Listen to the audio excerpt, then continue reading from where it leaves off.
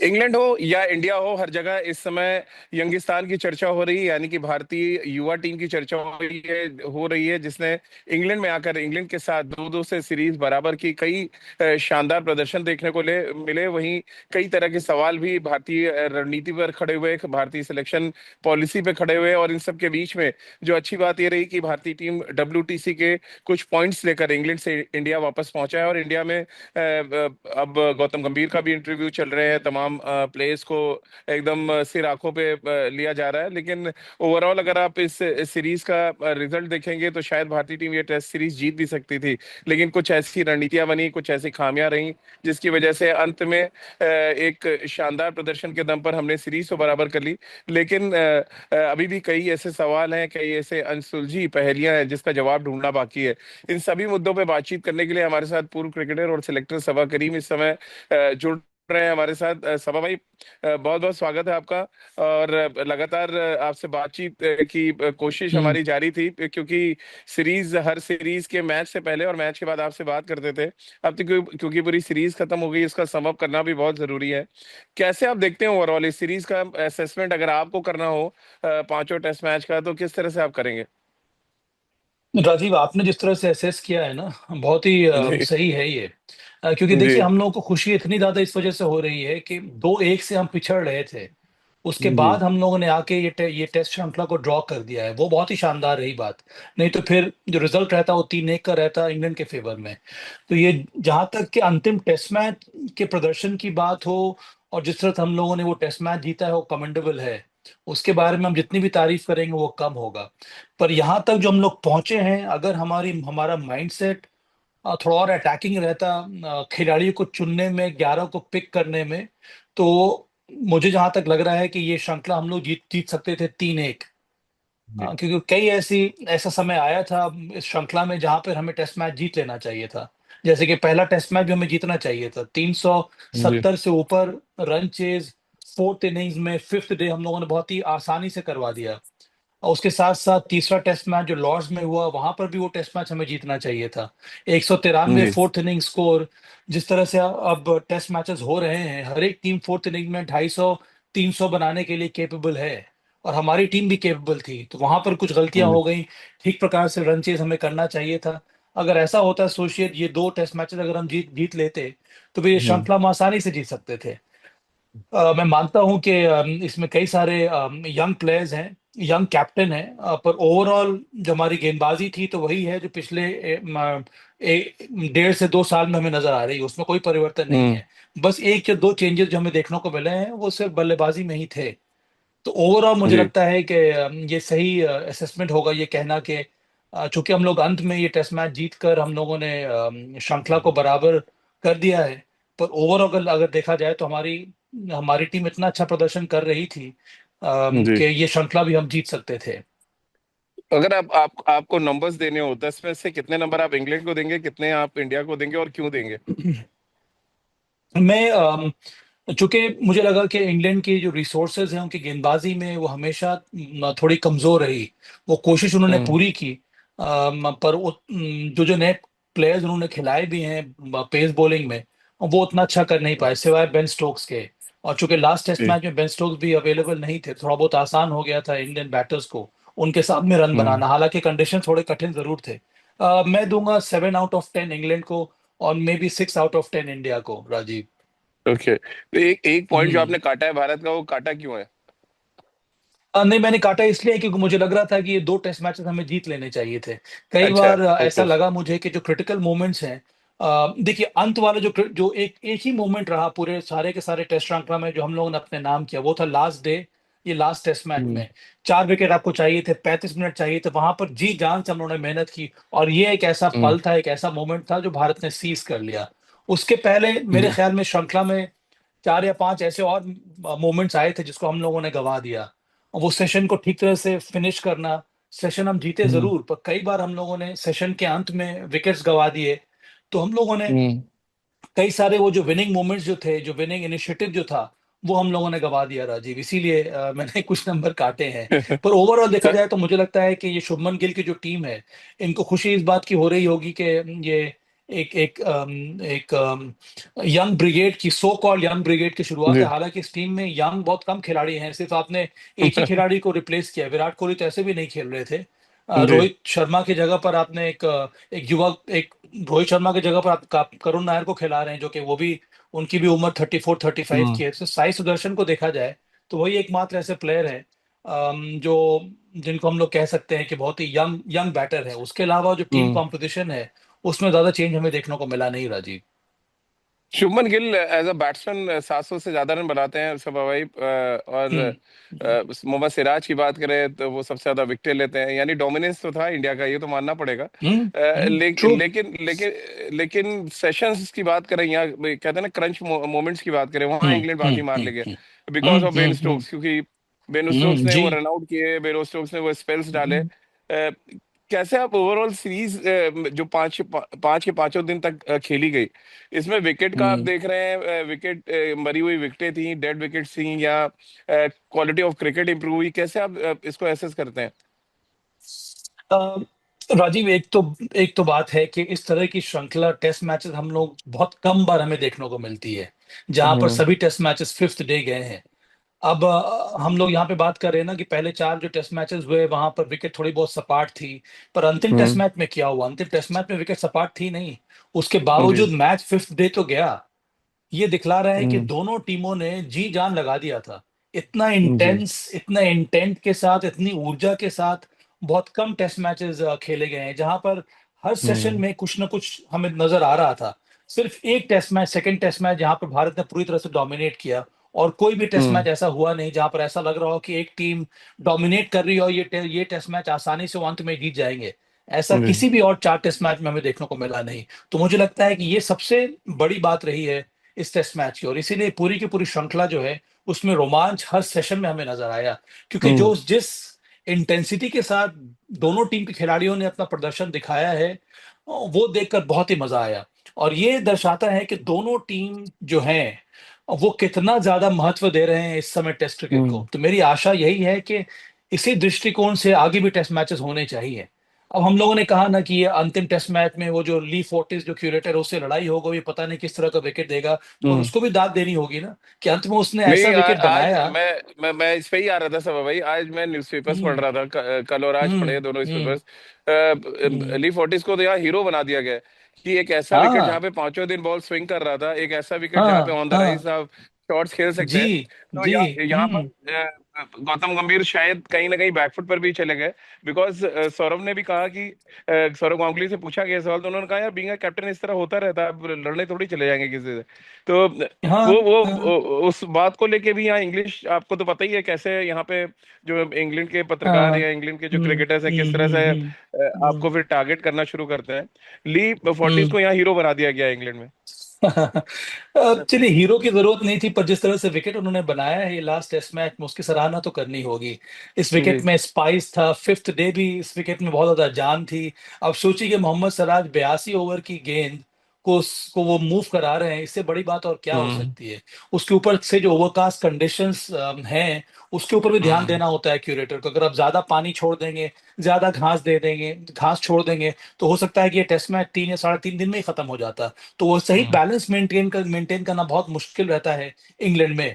और जो भी हमें विकेट्स देखने को मिले इस श्रृंखला में, हम्म। वहां पे हमेशा कुछ ना कुछ टेस्ट जरूर हुआ। लॉर्ड्स का टेस्ट मैच जब 193 फोर्थ इनिंग्स रन चेज, आप रन चेज किसी टीम को करना है, वहां पर आप 22 रन से हार जाते हैं। ये भी दर्शाता है ना हम्म। कि विकेट में कितना ज्यादा ये या फिर वेरिएबल बाउंस था, असमान उछाल थी जो टेस्ट कर रही थी बैटर्स को। तो हमेशा से पेस बॉलर्स भी इंटरेस्टेड रहते हैं, गेंद बैटर्स जी। भी इंटरेस्टेड रहते हैं। और इस टेस्ट मैच में, टेस्ट श्रृंखला में हमें यही देखने को मिला। आप सोचिए कि अंतिम टेस्ट मैच हम्म। में 2 शतक फोर्थ इनिंग्स में इंग्लैंड ने लगाए, उसके पहले जी। इंडिया की तरफ से 1 या 2 शतक लगाए। इससे बड़ी बात और क्या हो सकती है? जी। कि चैलेंजिंग विकेट जरूर था, पर अगर आप अपने आप को अप्लाई करेंगे तो इस विकेट में भी रन्स बनेंगे। तो मैं यही चाहता हूं कि ये एक बहुत बड़ा सबक है अन्य टेस्ट सेंटर्स के हम्म। लिए भी, कि विकेट्स इस तरह के बनने चाहिए जो हर एक जो पहलू है क्रिकेट के वो सामने आ जाएं, और मैच कम से कम फोर्थ डे और फिफ्थ डे तक चले। तभी तो टेस्ट क्रिकेट हम्म। जिंदा रहेगा, तभी तो लोग आएंगे। और क्या क्या क्राउड आ रहा है, राजीव! मुझे तो जबरदस्त जबरदस्त मजा आया। सबसे बड़ी बात यही देखकर लगी है कि अंतिम दिन भी सोचिए full house. Can you believe it? ये कब मैं हुआ है इतने कि साल से 35 रन 4 विकेट के लिए फुल हाउस अगर लोग आ जाए, वो भी ओवल में, बिल्कुल लंदन में, वो भी वीकडे पे। बहुत जबरदस्त। अनबिलीवेबल। और ये इस हम्म। पूरी सीरीज की खूबसूरती थी, हम पांचों या वेन्यूज पे गए।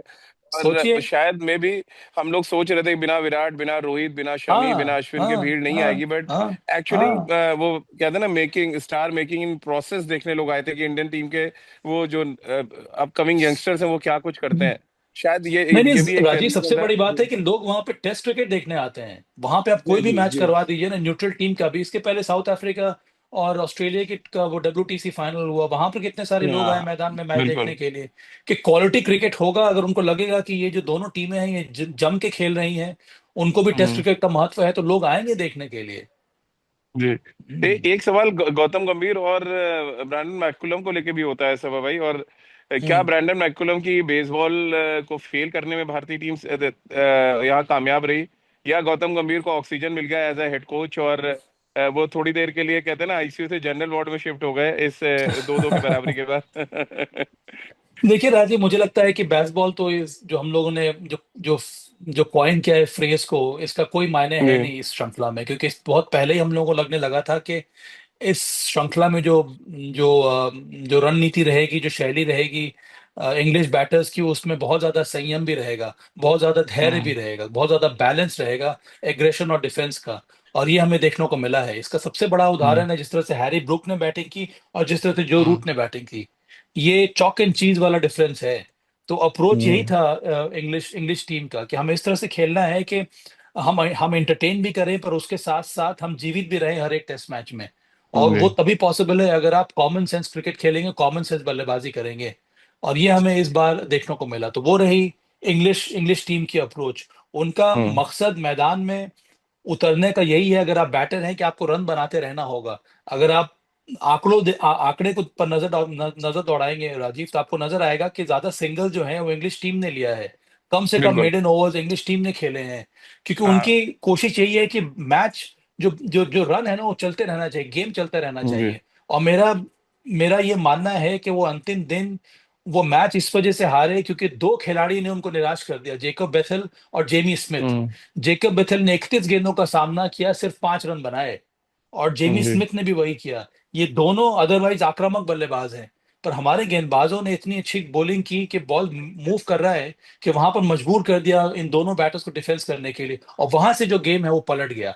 तो मेरे ख्याल में जी। ओवरऑल ये था इंग्लैंड का रवैया। अब गौतम, मैंने पहले भी इसके पहले जो आपसे चर्चा हो रही थी, मैंने यही कहा था कि ये जी। टीम मुझे हमेशा लगता है कि शुभमन गिल की टीम है ये। और उन्हीं को लेकर जी। आगे बढ़ना होगा। और जो मुझे नजर आया है इस टेस्ट सीरीज में, उससे मुझे साफ नजर आ रहा है कि ये टीम शुभमन गिल की है। गौतम गंभीर एक हम्म हेड कोच है, उनके साथ सपोर्ट स्टाफ है। उनका काम यह है कि खिलाड़ियों को आप उस प्रकार का एनवायरनमेंट प्रदान करें जहां पर वो खुद खुद ब खुद फ्लरिश करें। और ये काम हम्म। गौतम गंभीर और टीम ने किया है, और आगे भी उनको करते रहना होगा।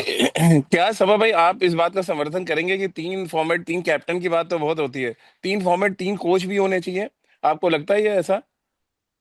3 कोच तो नहीं, पर मुझे लगता है कि व्हाइट बॉल और रेड बॉल में चेंज होना चाहिए राजीव। क्योंकि मुझे लगता है कि हम्म बहुत जल्दी ये गेम इवॉल्व हो रहा है अलग अलग हम्म फॉर्मेट में। तो व्हाइट बॉल और T20 में थोड़ी बहुत समानताएं हैं। कई सारे प्लेयर्स वही रहते हैं जो T20 भी खेलते हैं। तो वहां पे हम्म आपके लिए एक अलग सोच, एक मॉडर्न सोच वाला हेड कोच चाहिए, या सपोर्ट स्टाफ चाहिए, जो इस तरह के गेम हम्म को प्रमोट करे या फिर इस तरह के रवैयों को प्रमोट करे। तो उस पे हो सकता है कि आने वाले समय में थोड़ी बहुत चर्चा हो। क्योंकि टेस्ट क्रिकेट को अगर हमें शीर्ष पर रखना है, तो उस तरह के माइंडसेट की जरूरत होगी, जिसका पूरा का पूरा जो ध्यान है वो टीम को बिल्ड करने में लगा रहे, जो हम्म। टीम को बहुत ही करीब से देखे, और फिर उस हिसाब से टीम खिलाए, और इस WTC साइकिल में और टीम को आगे लेकर जाए। शुभमन गिल में क्या ऑल फॉर्मेट कैप्टन देख रहे हैं आप? अम, मुझे इस समय तो वो नजर नहीं आ रहा है राजीव, थोड़ा समय लगेगा। जी। देखिए कई बार यही होता है ना कि रेड बॉल में अगर किसी कप्तान ने प्लेन अच्छा कर दिया, तो उसको हम व्हाइट बॉल भी खिलाने पर मजबूर हो जाते हैं। कोई T20 हम्म। खेल के आता है, उसको हम टेस्ट क्रिकेट खिला देते हैं। हम कई बार जी रिसेंसी और परफॉर्मेंस के चक्कर में ना फंस से जाते हैं। तो जी। ये बहुत जरूरी रहेगा कि ये एक बहुत ही शानदार तरीके से इस टेस्ट श्रृंखला को संपन्न किया है भारतीय क्रिकेटर्स ने, पर हम्म। इंडियन सिलेक्टर्स के लिए ये बहुत ध्यान देने वाली वाली बात होगी कि यहाँ से आप सबक क्या सीखते हैं, और आने वाले समय में आपका अप्रोच क्या होता है in terms of team selection तीनों फॉर्मेट के लिए। एक सवाल और है यहाँ पे, बहुत ज्यादा चल रहा है सवाल भाई। मैं इंग्लैंड में बहुत लोगों से बात कर रहा था कि रवींद्र जडेजा और वॉशिंगटन सुंदर का टैग बदल देना चाहिए, उनका बॉलिंग ऑलराउंडर की जगह बैटिंग ऑलराउंडर कर देना चाहिए, उनके उनके साथ जो नाम लगता है। सहमत है आप इससे? देखिए, अगर आप इस तरह के बैटिंग ऑलराउंडर्स हैं तो इनका काम बहुत ज्यादा होने वाला है एशियन कंट्रीज में राजीव, क्योंकि वहां पे जी। फिर आपको एक्स्ट्रा बैटर खिलाने की जरूरत है नहीं। ऐसे ही आपके पास दो स्पिनर रहेगा, दोनों के पास जी। अलग अलग शैली, एक लेफ्ट आर्म स्पिन बॉलर है, एक right arm off break bowler है। तो यहाँ पे आप उनको बैटिंग ऑलराउंडर के रूप में खिलाएं या फिर स्पिन बॉलिंग ऑलराउंडर के रूप में खिलाएं, फर्क पड़ता नहीं। फर्क पड़ेगा ओवरसीज कंडीशंस में, सेना कंट्रीज हम्म। में। वहां पर आपको ऐसा बॉलर चाहिए, ऐसा स्पिन गेंदबाज चाहिए जो एक अटैकिंग ऑप्शन के रूप में काम करे आपके लिए। हम्म। जो कि इस बार हालांकि कोशिश बहुत की वॉशी सुंदर और रविंद्र जडेजा ने, पर विकेट उनके लिए उस तरह के बने नहीं थे।